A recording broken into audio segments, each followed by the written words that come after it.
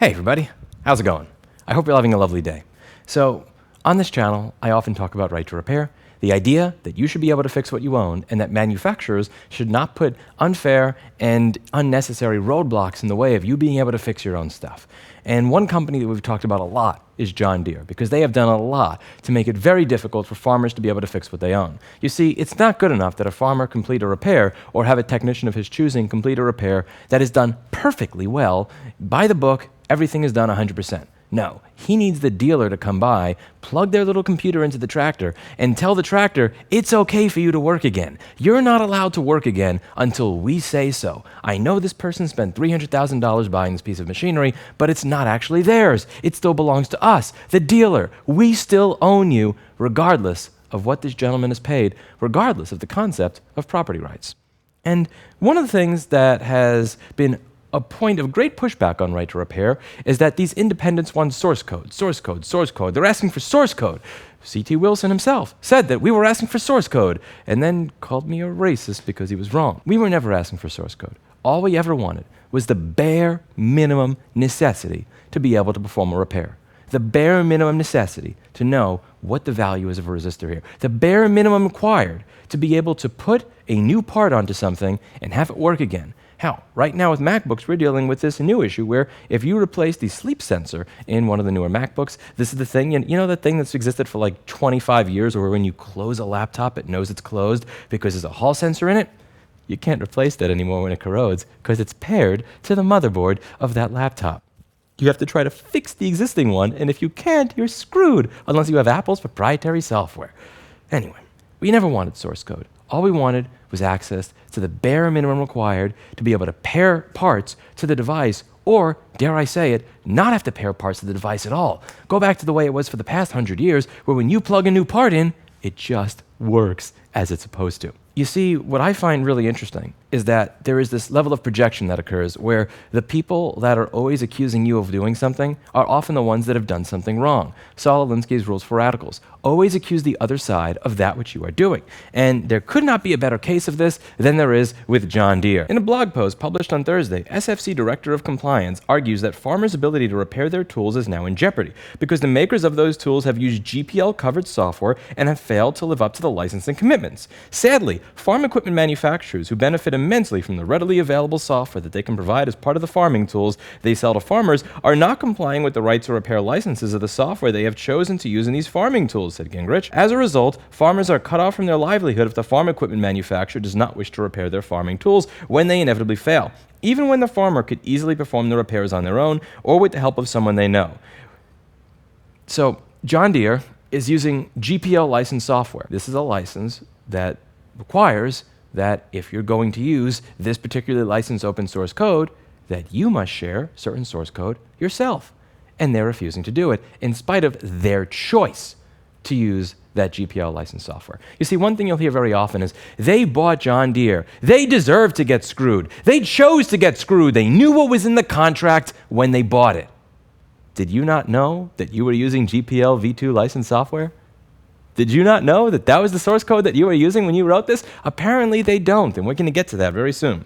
When Deere does reply, which they often don't, they always fail to include scripts used to control compilation and installation of the executable, per GPL v2. And even when we already engaged with them and asked for source for an additional product, it took more than 10 months for them to send us the first, again, incomplete package, which makes their offer for source hollow. Now, I can tell you as a man that spent over a year and a half getting audited by New York State, do you know what it means when someone ignores every one of your requests for information that you are legally entitled to for 10 months? They're fucking with you. And they've been fucking with farmers for over a decade now. We have gone over this many times on this channel, how they have corrupted the Farm Bureau, how they have corrupted local politicians, how farmers vote that they want right to repair, and then people that are working for the Farm Bureau go over to work for the Equipment Dealers Association so they can lobby against farmers' ability to repair their own tractors when the tractors that have been sold to them for $300,000 use GPL licensed software. It's GPL licensed software. Hey, you know that guy that I spoke to on Destiny Stream the other day?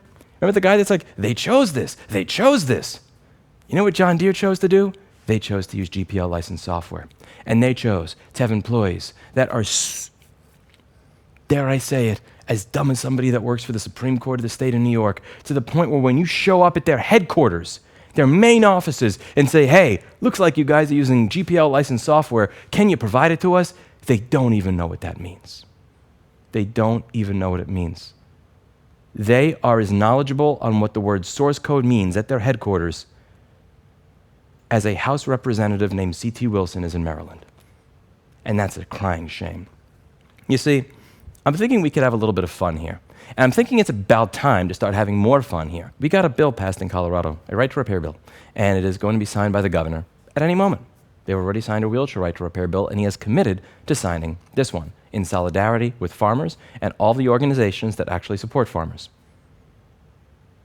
And I still have money in my bank account. You see, the downside of constantly screwing with somebody like me is that I actually kind of enjoy screwing with you back.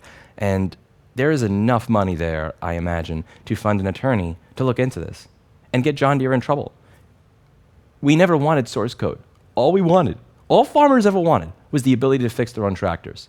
But since you keep mentioning that we want source code, and you just so happen to have used software that comes with a license that requires you to make that available, maybe we should legally force you to do so, because that is actually in the contract. You see, when the farmer bought your stuff, it didn't say in the contract that you were going to fuck them. But when you decided to use this software, you decided that you were going to use software that was released under that license. That actually is in the contract. And I think it's about time somebody hold you to it. And I think it's about time somebody with the money to do so does. And I just so happen to have money left in my nonprofit's bank account. There is money left over there after spending hundreds of thousands of dollars on lobbyists across the country, hundreds of thousands of dollars to organizations like US PIRG and US PIRG Education Fund, and many others that have helped with grassroots education and grassroots advocacy to try and get this issue the attention it deserves. Maybe it's about time we start coming after you. Maybe it's about time that we start holding you to your word. You say that we want source code? Fine. We want source code because you agreed to it, and we're going to try and see that we get it. You've been screwing with people for a very long time. It's about time that somebody kind of screw with you back. Because can I be honest with you? Can I be honest with y'all? After almost 11 years on YouTube, as much as I want to see farmers able to fix their own stuff, as much as I care about them being able to fix their own stuff, there's one thing that I care about just a little bit more than that. It's scumbags being brought to justice. Accountability and responsibility where it belongs. Looking into these corrupt systems, figuring out why they are the way they are, putting the flashlight on the cockroach and watching them run away. Whether it's a corrupt politician, whether it's a corrupt lobbyist, whether it's New York State or city real estate, whether it's New York State and city government, or reseller ratings. Go back to my first video 10 years ago, which you probably can't do because YouTube removed the effing feature. That's what this channel has always been about. I get a sadistic pleasure out of watching corrupt people squirm, particularly when they're screwing over the little guy. And I must thank you all for putting me in the position to being able to do something about it. We're going to do something about it here. That's it for today. And as always, I hope you learned something. I'll see you all in the next video.